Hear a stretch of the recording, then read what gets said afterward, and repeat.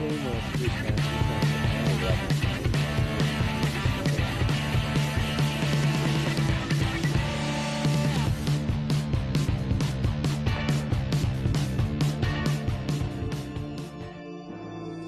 Hey, happy Halloween! Lost Turtle here. Today's Halloween special is me wandering around in Connecticut and finding old cemeteries. A lot of them are haunted or have other special features to them.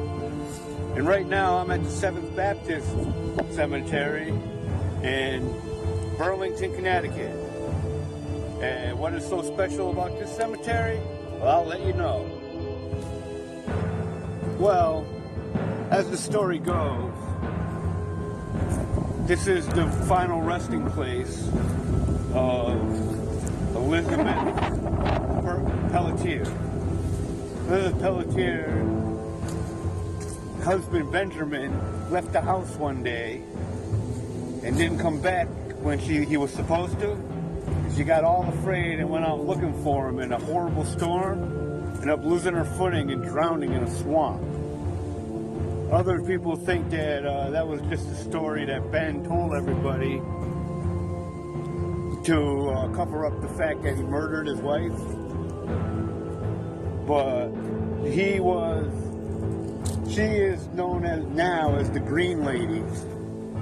She's a ghost.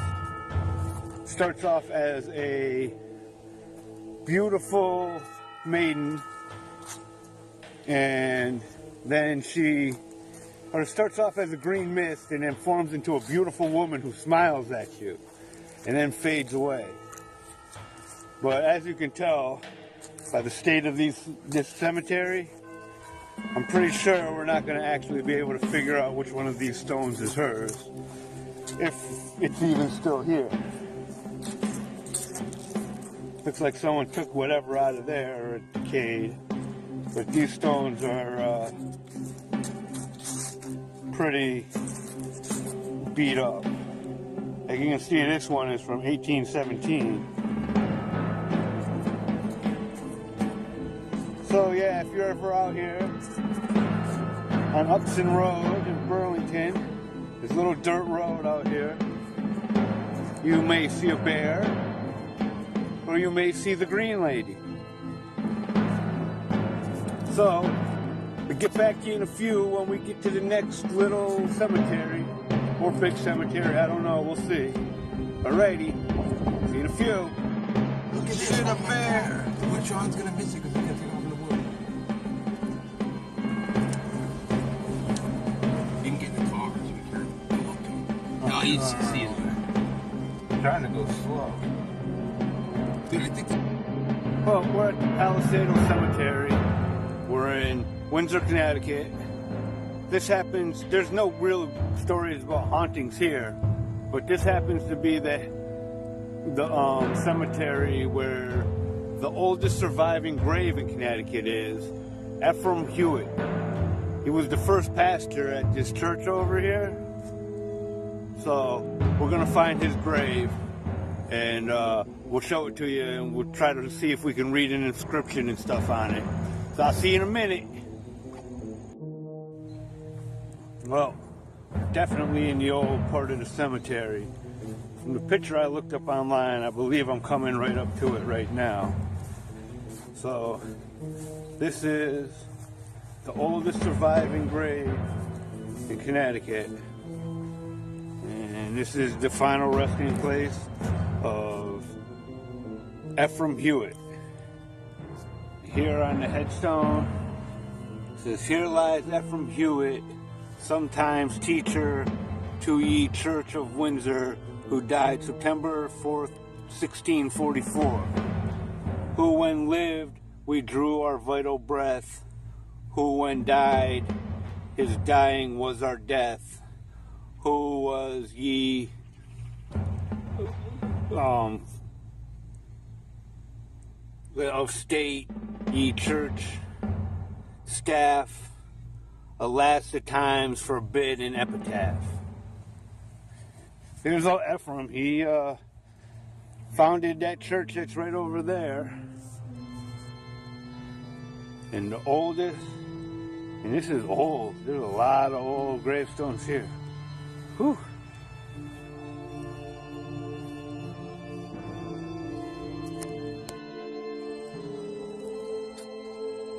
Well, we are in Easton, Connecticut. This is the Union Cemetery.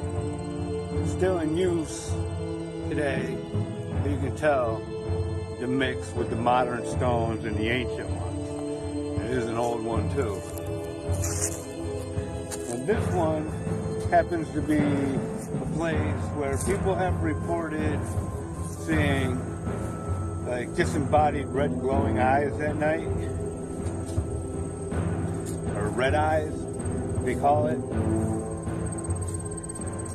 But even more famous here is the White Lady, a woman in white with long dark hair, who there's a couple different stories about her. One is that she killed her husband and then she was murdered. Another one is that she died in childbirth and she's wandering the streets looking for her child. And the last one is that she was murdered and she was left to die in a sinkhole. But apparently she's a bit of a prankster, because when she died, her ghost will pop up in the middle of the road, and ooh, these ones have been knocked over.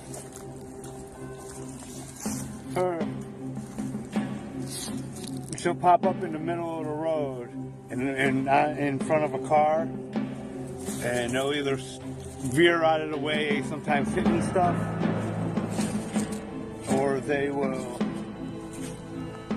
hit her, and then they'll panic and they stop and they get out of the car and there's nothing there.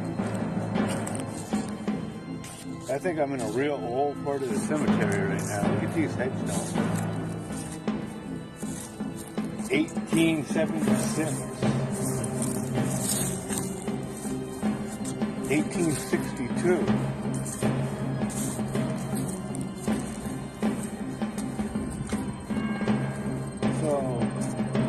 She was filmed here by the famous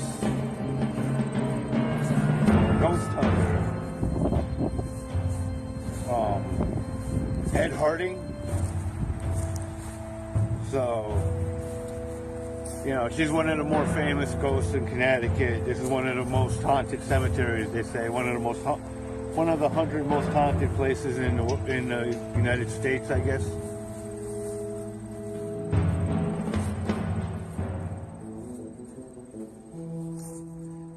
So, speaking of Ed Harding, our next stop is the cemetery where he is buried in. It's just a few miles away, so see you when we get there. So, we're at the Stepney Cemetery in Monroe, Connecticut. This is the gravesite of Ed Warren, the paranormal investigator who caught the white lady over at the Warren Cemetery. It just happens to be a few miles down the road. And interestingly enough, this cemetery has a white lady of its own. Some people say it's the same white lady from the Union Cemetery came here to haunt his grave for filming him. And some people think she might be a different one altogether, because how many times do you hear of a female apparition in a white gown with long dark hair? Well, that's enough for this cemetery. We'll be off to the next one. See you in a few. Hey, look at the geese.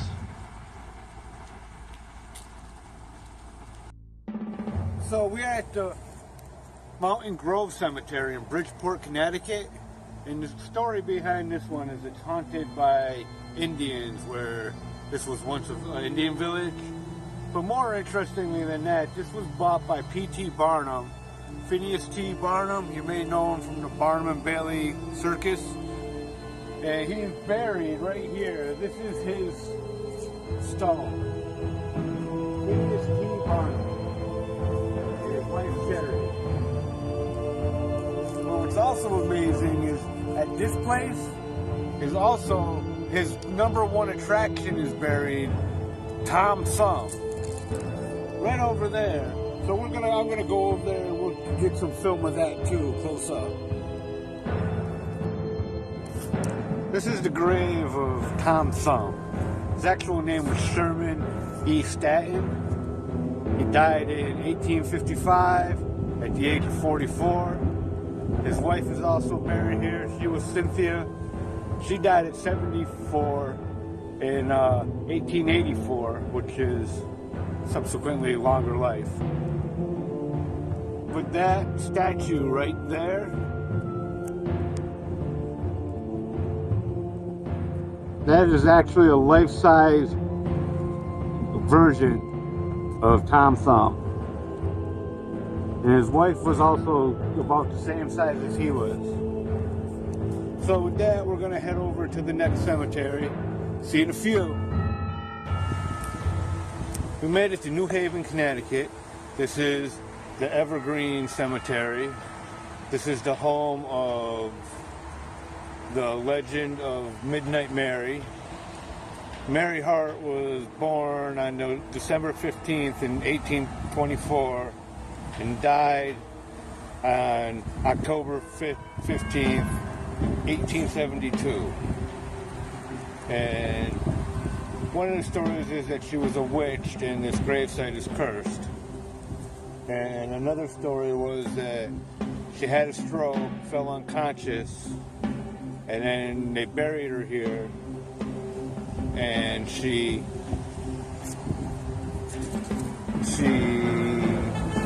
was laid to rest, and her sister had dreams of her being alive and tried to get her to dig her up.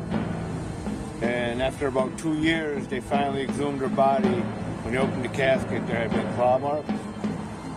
But the thing is, it said if you stay out here at her grave at midnight, something bad will happen to you. And the story goes 3 sailors came out here. The only thing they found the next morning were their hats. Then they found them impaled on the cemetery gates, which must be the gates that are way up there that actually have spikes on them. Then they said there was a Yale student who tried it, and the same thing happened to him, impaled on the gates. And but the headstone itself is pretty crazy. It says, "The people shall be troubled at midnight and pass away." And it says, "At high noon, just from and about to renew her daily work and her full strength of body and mind, Mary E. Hart, having fallen prostrate, remained unconscious until she died at midnight, October 15th, 1972. So it's kind of pretty ominous there. But this is a pretty insane little monument they got here. I mean, and it's right off the road. You can see it from the road. And it looks like people put some money up here. I don't know why they do that. But I think I just leave it right where it is. Alrighty. See you at the next stop.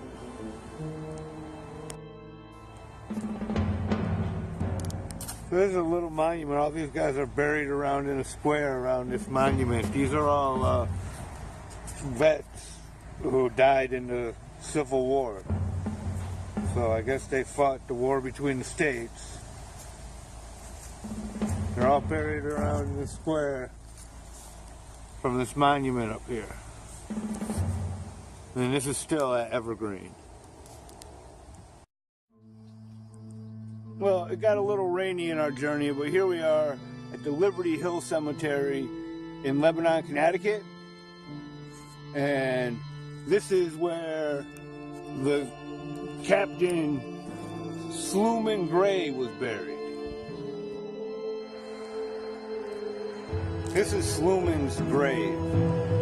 He was a captain on a whaling ship. He was a pretty successful one. You can tell by the quality of the marker he had. And the story has it that him, his wife, and three of his children went out on a whaling expedition. They were headed to the South Pacific, and off the coast of, during the Civil War, and they were attacked, even though they were unarmed. They were attacked by the UCS Shenandoah, and in the skirmish, Captain Gray was killed, and instead of the traditional burial at sea, his wife, Sarah, said that she wanted to bring him home to bury him back home in Lebanon. And so they stuck his bottle, they figured the best way to preserve it, they stuck his bottle in a barrel of rum. And then they brought him back here and they buried him they buried him in the barrel of rum. So I don't know, I guess you might like that way to go. But this is his gravestone. Captain S.L. Gray died on board the ship James Murray near the island Guam, March 24th, 1865. Age 51 years and 4 months. And his wife Sarah A. Frisbee, 1819 to 1892. And it's funny, you can tell if you look up here, this grave used to be white. Now it's all weather beaten. But yeah, there's a lot of old cemeteries or gravestones in here. I kind of like this thing here with all the color moss on it.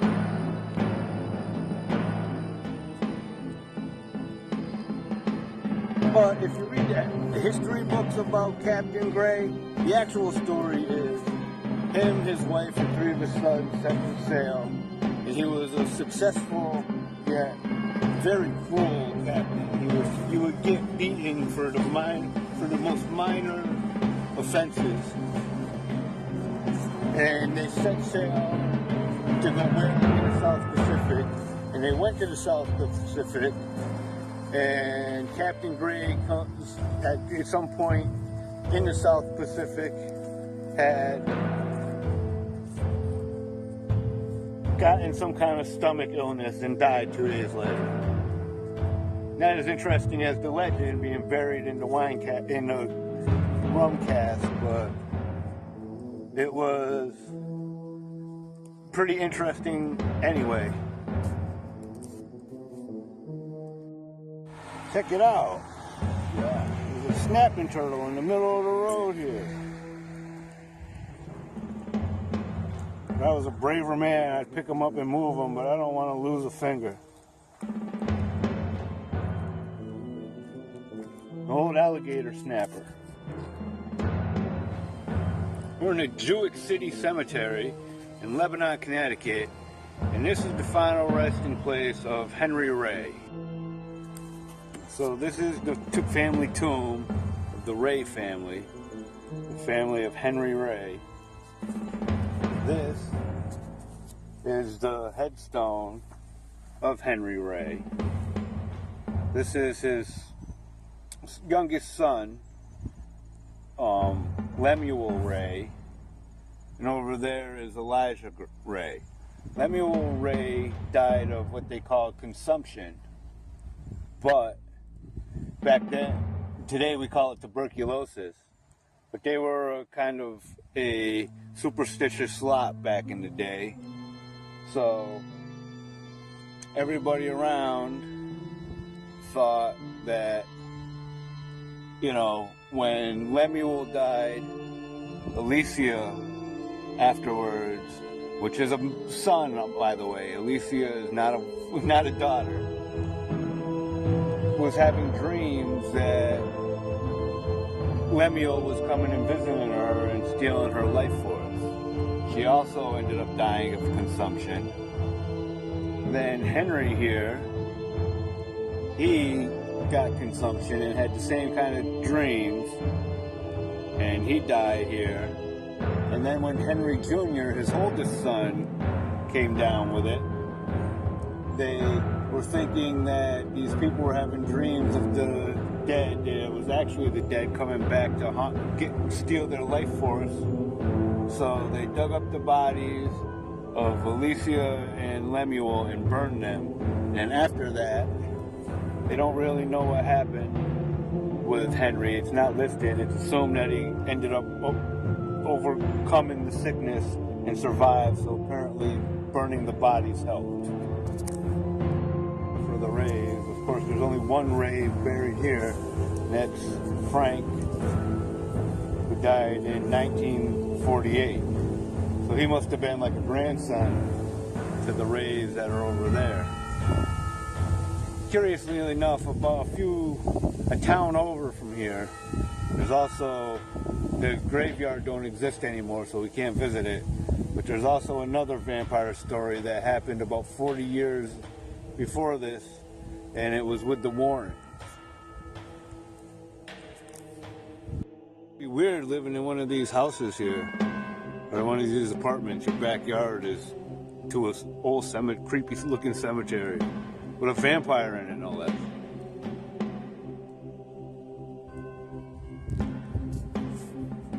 So you can tell some of these graves are fairly new. So it's a mix with the old and the new.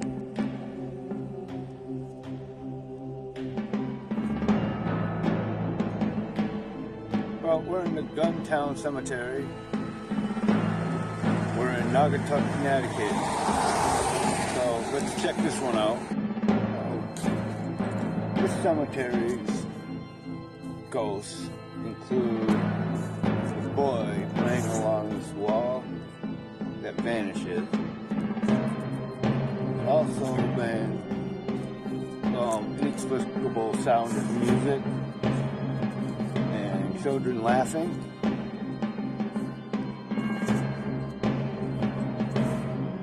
And there's been known to be sightings of a man with a lantern leading a horse.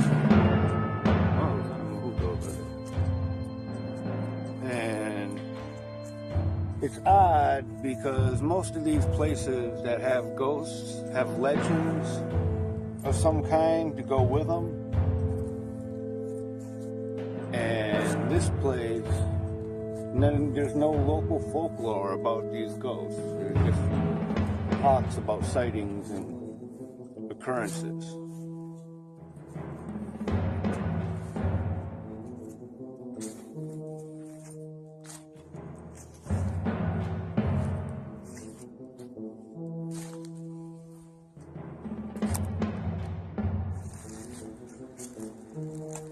We're in Seymour, Connecticut. This is the Greyhills Cemetery. It's also called Hookman Cemetery.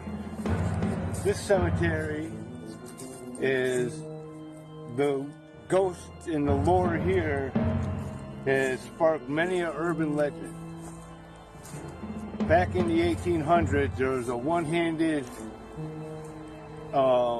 caretaker here, and his other hand was a hook, and he hung himself. And now if you come out here with your girl or boyfriend or whatever and park under his tree, his hook, you'll hear the tapping of his hook on the hood of your car. So all kinds of urban legends have sprouted around the tale of this cemetery. This is an oldie too. This guy's cemetery, old stone so old they just wore down the nubs.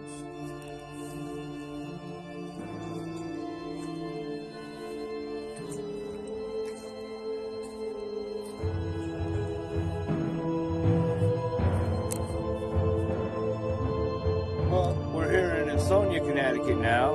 We're at the Pine Grove Cemetery. And look at the stones behind me, they're both feral, and they are opulent.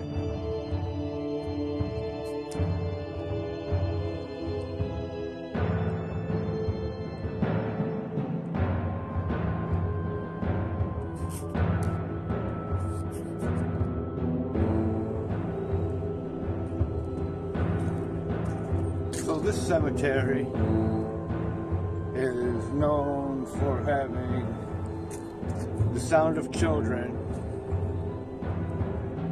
that you hear the children laughing and playing, and it's also known for hearing chains rattling,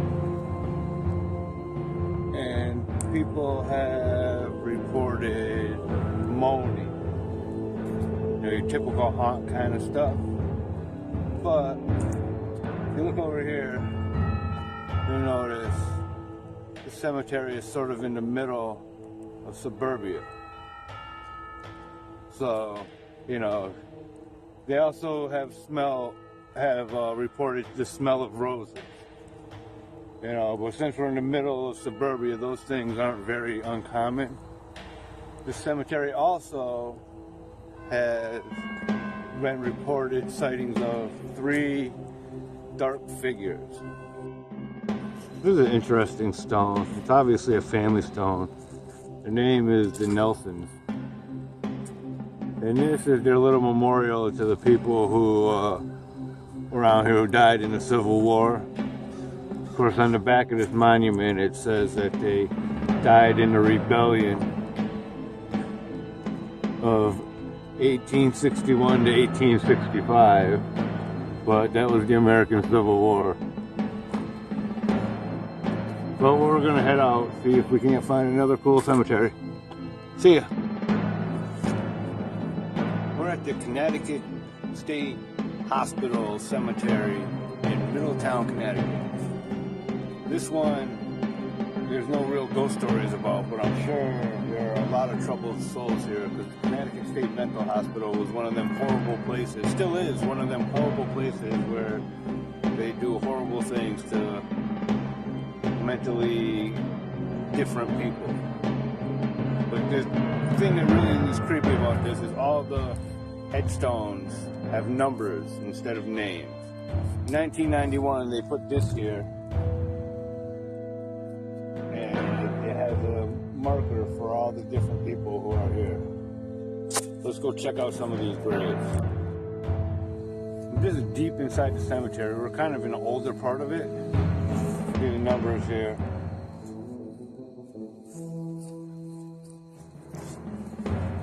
They planted people both ways. See, like right here, this headstone is 698. And if you come over here, you got 664. And then, I don't know who's buried here, but I don't know if I'd like that number on my tombstone. Well, you can imagine there's a lot of souls here who are very unhappy and ill at ease.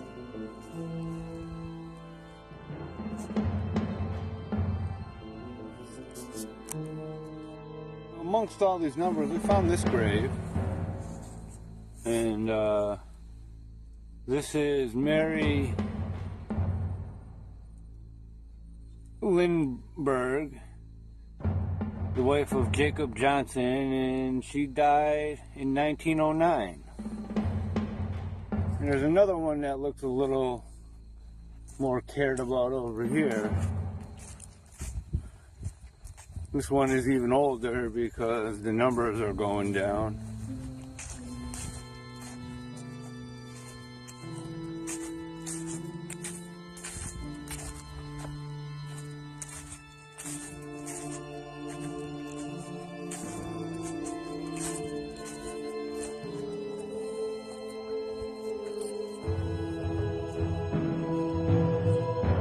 This is Louis Yeager.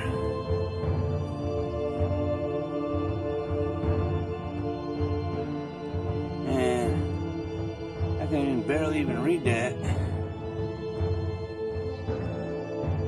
I can see he died on March 15th. Can't really make out the year. It almost looks like 991.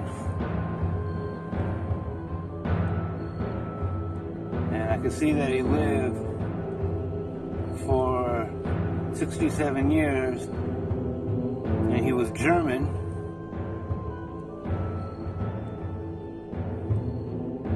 That date, kind of weird.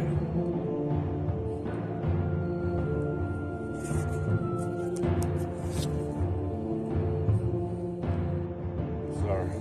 Weird. That one's number 63. Right here. I don't know what's going on with these flowers.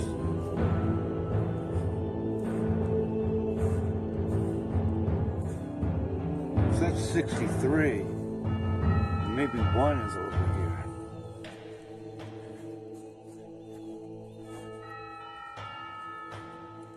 Now, these are going up. Here's another couple of them better looking headstones.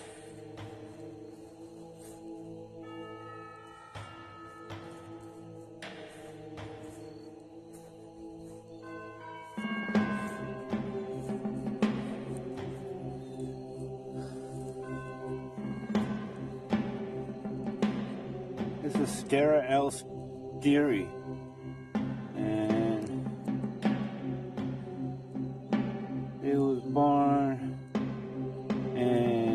or she died in 1892 on December 9th. She was 22 years old. So she was definitely a victim of cruelty.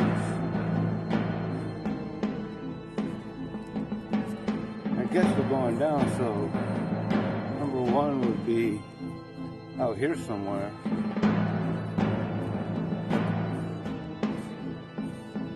There's 19, no. Here's number 10. Here's number 10. There's 16 and 14.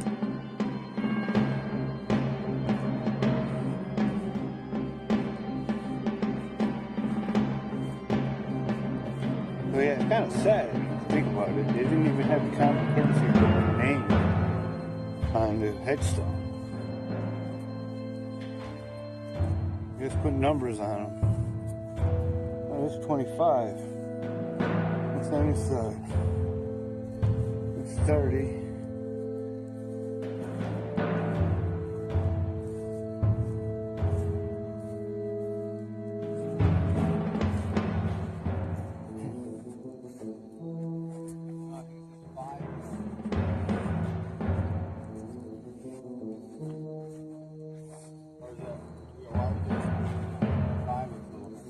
There's 55, over there's 53, 52. Oh, this one's 9. Are these like miscellaneous ones or something? I don't know. Here's 6. Here's 5. So I guess 4, 3, 2, and 1 would be right here.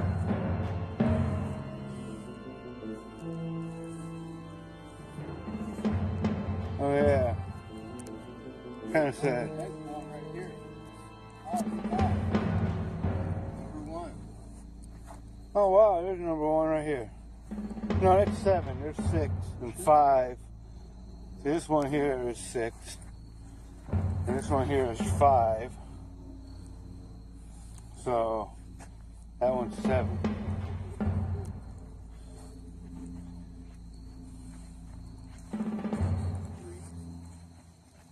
That's 3. So I'm thinking 4, 3. There's 2. So 1 must have been right about here. Poor fella, the first person to die at that horrible hospital. His stone ain't even here no more.